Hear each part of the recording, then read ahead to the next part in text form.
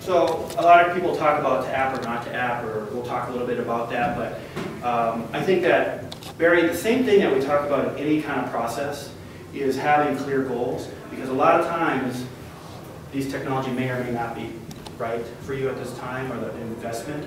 So really have to understand what the goals are and having buy-in from your team. And the audience is also, we work with a lot of clients, and typically they're going down the path of iPads. I don't know, millions and millions of people have Blackberries, right? Especially in the business world. So we really have to consider that in the audience. Another word is requirements document. And this is very important to work with somebody that can write this out. This will help your team make sure you don't get scope creep and understand really what you're doing with technology in the event, specifically in the event space. Like, we have a QR code. What do we want that to do? We want to go to this mobile site. Well, what do we want that mobile site to do, right? And we have to test it. So it's just those kind of requirements rather than just starting out. And these are kind of things that just take a little bit more time, but it will save you in the long run. And then understanding technology limitations. I'll talk about this probably again, but a lot of times you go into convention halls, and I've had clients that they've developed kind of a mobile interface for iPads, and then when they go to a trade show, what happens when you're sitting in the Pepsi Center or Rockies, or you're sitting at Mile High, and what happens when you're trying to email or text? And that when there's so many people in one place.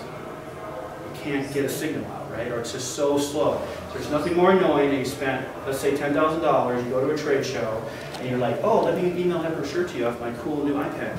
It doesn't do anything, right? Because the 3G, you don't have Wi-Fi because you want to spend $2,000 for it, but the 3G is so slow at the convention center because all the people are in there, right? Or you're in a basement of Moscone Center in San Francisco, where I've been, and nothing happens. It's so slow. So we have to know those limitations before we go. Does that make sense? So who has heard of gamification? I don't see a lot in the B2B space, but it really does help increase customer loyalty. It's where we can effectively create a game around your brand that's online. And you can get point systems and little badges. And, you know, look, think of, like, is anybody here the mayor of something? I'm a mayor of a park on Foursquare. So I did it, like, I don't know what you get, but, you know, everybody know what Foursquare is? You can check in, and so they're still trying, now they're getting a lot better at figuring that out, but they get badges, right? Like, you get the outdoor recreation badge, the, oh my god, you go to a lot of bars badge. You know? I got that one. So they're all like networking things. But a leader in the space is, I don't want to go, this isn't a gamification, look at bunchball.com.